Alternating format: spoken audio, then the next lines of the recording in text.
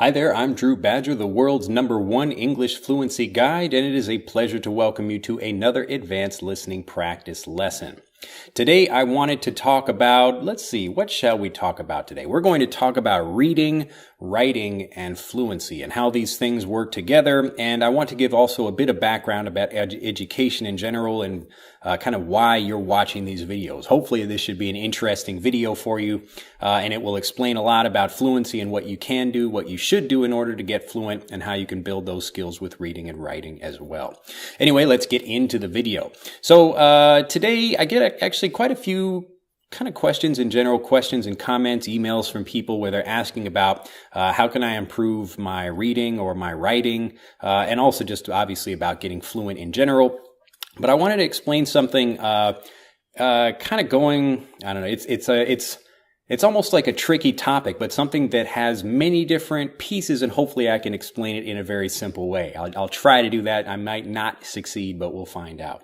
So in general, you kind of got two paths for learning the language. You've got the native path for learning the language, and then you've got the non-native path, or the traditional way that you would learn a language in a school. So the traditional language education versus the native way of learning a language. Now, the native way of learning the language is a holistic way of learning. So the word holistic just means that you've got all of the things together as one connected piece of information or one connected system. And this means that you've got grammar and phrases and the speed of the language, intonation, pronunciation, all of these things that you're learning as a complete unit. As an example, my daughter now, Aria, she is about 1 year, and actually she's a little over a year old at the time of this video. And so when I'm speaking with her, sometimes I'm indicating a particular word, so a vocabulary word like moon or bag or dog or cat. But when I'm talking with her, I may give her a specific set of instructions, and these instructions about please stand up or go over there or bring a book to me or do something, those things all come from, well, they kind of begin with like, oh, look, it's a book, and I'm showing her something, but then I'll use more like, could you bring me that book over there? Could you bring me that book over there? So I'm already from the very beginning when I'm teaching her, she's almost learning the quick way to say something rather than the opposite, which is what a non-native speaker would do, where they would begin with the could you bring me a book, or could you please bring me a book? I'm already beginning, and I'm doing that intentionally. Now, most people, when they're speaking with their kids, they don't really realize they're doing this, but this is how we teach children to speak and understand a native dialect, a native speed, native pronunciation, intonation. So when I'm saying, hey, could you bring me a book? Could you bring me a book? Then she understands she doesn't even understand grammatically what I'm saying, but she understands this complete phrase as one thing where I'm saying, hey, could you bring me a book? And I'm indicating, yes, a book over there. And she understands this phrase I'm using means I would like you to bring me a book. So grammatically, she doesn't really understand what each of the words are, and she obviously can't speak really well yet. She can indicate or even say specific words like moon or dog, or say sound effects. Or if we look at a clock, I've taught her to say like, which is pretty cute, so she can look at that. I'll have to get her on a video and do an update. If you'd like to see that, let me know in the comments below. I'll put in like an update video of Aria again and how she's doing. But anyway, so when you're kind of teaching a child like that, most people don't realize they're doing this because they're just native speakers and they don't really think about the language. But when they're teaching their own children, this is what they're doing. They're kind of doing these two things. One is explicitly teaching the particular word for something like water or toast or milk. And then they're also using longer phrases that, because they use them over and over again, just become understood as one complete unit. So could you bring me a book, or could you bring me that book over there? She understands what I'm talking about. So there's kind of a bridge between these two things where you're using maybe individual words to teach these longer phrases, but still you're using the complete phrase and you're using them over and over again, and because the child hears that, they understand these things. So this is the kind of foundational difference between the way a non-native speaker would learn and the way a native speaker would learn. So what I really want to make clear with this video, in addition to other points I will make later, is that if you want to get fluent, you have to understand that you have to learn the way native speakers learn in order to speak the way native speakers speak. So it makes complete sense in anything else. If you want to learn how to make money, go learn from people that know how to make money. Don't learn from people that don't know how to make money, that are just talking about making money. So it's the difference between learning from a teacher versus learning the native way, and that's the way I teach as an English fluency guide. So I don't want to just give you a whole bunch of rules, because that's not how the system works. You have to learn the whole thing as one unit, but kind of from a small, simple way, and take steps to get from where you are to where you want to be.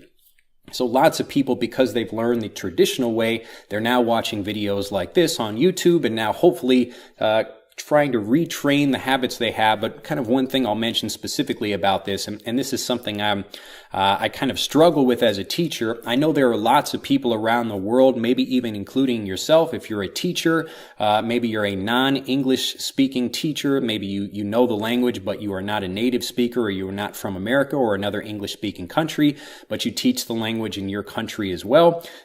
These people can be like really great sources of information, specifically for maybe, let's say I am a native Spanish speaker, and I'm living, I don't know, maybe I'm in Argentina or, Brazil, or I'm living in Mexico, and I'm speaking Spanish and I'm teaching English to my students. Now, these teachers can do a great job of saying well, Spanish kind of has this piece of information, and maybe it's a bit more appropriate to learn it in a specific way. But you have to be really careful about this, because you want to make sure that you're not training your students the opposite way, where you're kind of teaching them to translate in their head before you speak, or before they speak. So I think it's a great idea to have lots of teachers, and even on YouTube, there are lots of teachers all over the world. There are many teachers in like Germany or Brazil or other countries that are trying to help their students or help people from their own country learn the language. But really, they can only do so much before you start trying to teach them to translate in their head. So if you're using Portuguese to learn English, or you're using Chinese in order to learn English, you might be doing it online, but really you're just making the same mistake that most people do. So you can learn a lot of great tips from teachers like that. And if you are a teacher like that, I'm glad to have you actually helping people learn by helping them with that kind of information, especially if it's like one language to another one. But really, the English language, like any other language, it can be taught without using any other language as a support for that thing. So the best really thing you can do is to help people learn English in English, and that's why everything I do is in English. And even the app that we're making now, Scroll Phonics, our ultimate guide to pronunciation, it takes everything that we're teaching, all the steps to pronunciation, all the vocabulary words, lots of things that you need to speak and to be able to pronounce things like a native speaker, and it teaches everything in English. So even from the very first word, the very first sound you get, there are no explanations in another language of any kind,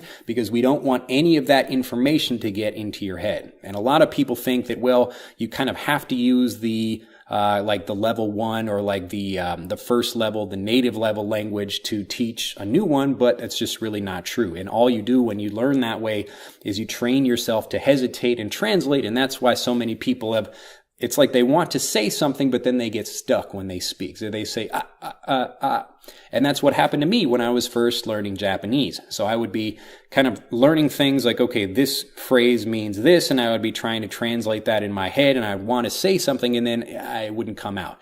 But when I stopped learning that way and started learning Japanese in Japanese, and then just practicing what I was learning, then everything became more clear, and I started to train myself to actually speak the same way a native Japanese-speaking child would speak. Anyway, so you've got two different systems that are ways of learning, and I really want to make it clear that it's not you as a learner that's either a good learner or a bad learner. It's just the system that you're using that makes you a productive speaker or an unproductive speaker. So a lot of people, they learn the traditional way, and then they get really disappointed and depressed and confused because, why can't I speak the language properly? Well, it's because the system screwed you up. It's because the system kind of made it difficult and actually trained you to do the opposite of what you should be doing. So it trained you to translate in your head before you speak instead of actually getting yourself to express yourself the way you want to in an automatic way. Anyway, so this is kind of a background, but to get back to reading and writing specifically, just when I talked about earlier about following native speakers, if you want to learn how to speak like native speakers, you can do the same thing with writing. Now, writing is a really simple thing you can do by just reading what other people have actually written. It's like native English content, and depending on the kind of content, the way you want to express yourself, maybe if you have a very factual way of speaking and you want to just pronounce everything and say everything clearly, and you're not talking about things like poetry or novels, you're just trying to give information, then you could read books that are like how-to books about, self-development or how to fix a car or anything else like that. And I want you to, this is exactly what you should be doing, literally copy that information by hand. So you would take a pencil or a pen and write in a notebook the actual words that you're reading. Yes, this takes time, but this is slowing down the language so that it makes it much easier for you to read that thing and to speak that thing later on. So when I talk about slowing down the language, this is the difference between you have two people in the front of a car. One is the driver and one is the passenger. Now, the driver and the passenger are typically looking at the same thing, but it's not going into both of their minds. The information about that is not going into their minds in the same way, because the passenger knows that they don't have to think and they don't have to remember really where they're going. They can just kind of sit back and enjoy the view, maybe look at a book or something else, but the driver has to actually pay attention and knows where they're going. So the reader of a book, in that case, like the analogy here, the person who's reading a book versus the person who's writing the book, they get a much different experience of that thing. So even if you read something and then try to write something different later, it's going to be much more difficult in the same way that if you sit as a passenger in a car and let someone else drive you, and then they say, oh, could you drive me there tomorrow? And you say, I don't know how to get there. And it's exactly the same process. So you learn how to get there when you actually start writing the same thing they're writing. So if you want to become a good writer or a better writer such that it will also help you become better as a fluent speaker, then you should actually take a pencil and paper, just take like 20 minutes, find maybe one page of a book and actually write that down. So again, try to pick whatever it is you're interested in. It could be, like I was saying before, how to, or if you like poetry, then write like poetry. Or if you want to learn how to sell better, then write sales letters. Like actually go online and find copies of advertisements and sales letters and physically copy those. And that's what kind of trains you to think in a particular way, the kind of way of the language, the flow of the language for that particular use, and that will help you become a much better speaker. So even myself, I am a native speaker, but I was a horrible writer until halfway through college. So up through maybe like high school, I was a really bad reader. I hated reading. And even up until college, I was a really bad writer until I just started writing over and over again.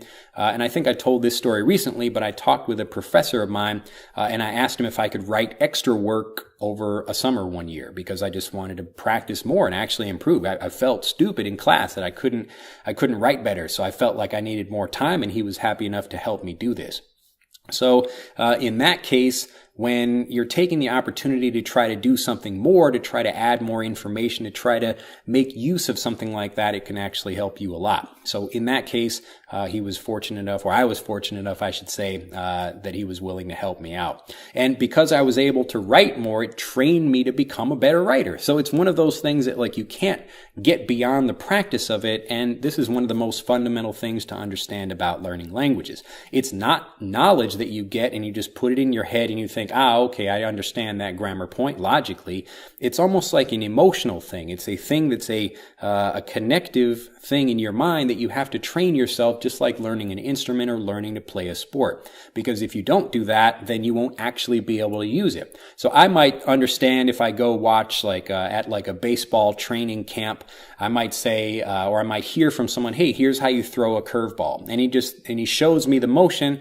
And I think, okay, logically, I understand what he's talking about. That's pretty easy. That took me 5 minutes, but it might take me, 2 years to master the actual throwing of a curveball, just because I have to watch somebody doing it first, but then I have to spend all the time practicing and getting myself to the point where I can do it automatically or fluently. So fluent just refers to being able to do something without thinking about it.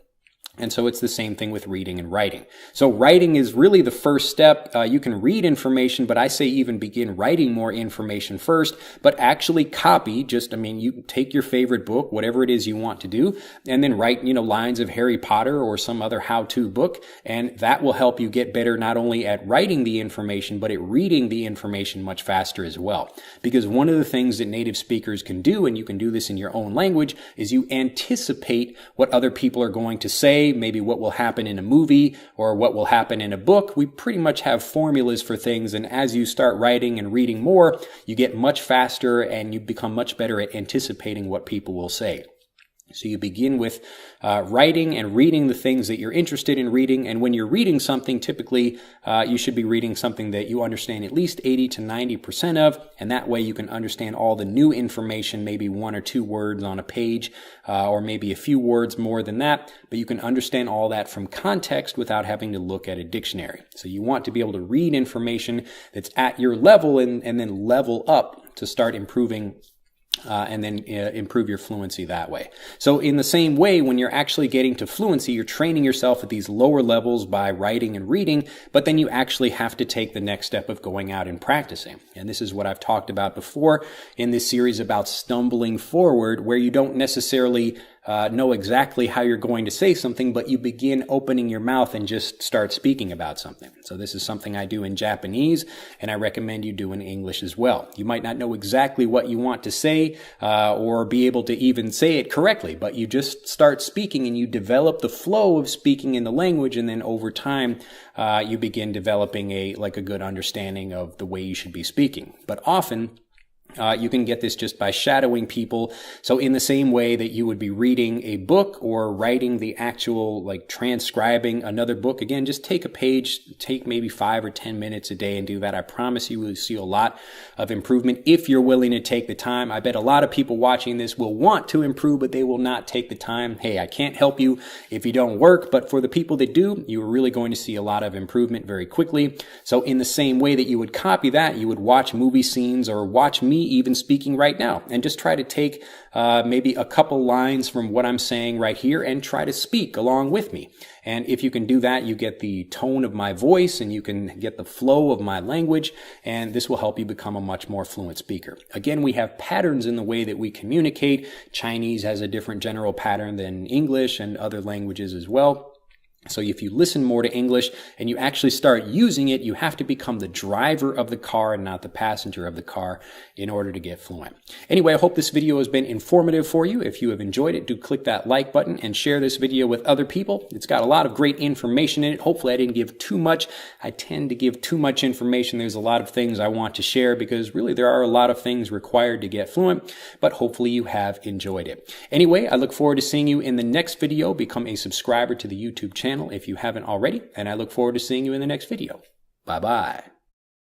To continue learning, click on the link in this video to download Speak English Naturally, our free guide to speaking and sounding like a native English speaker.